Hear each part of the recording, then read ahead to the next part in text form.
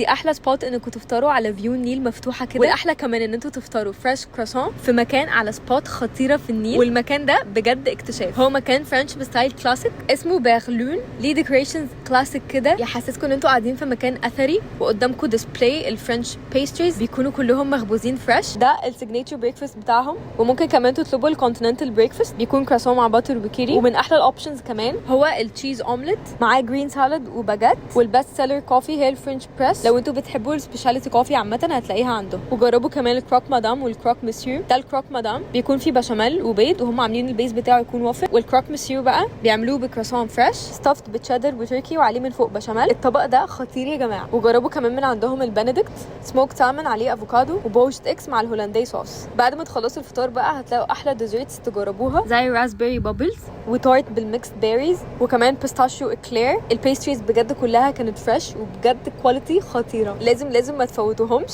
جربوه قولوا لي ايه رايكم.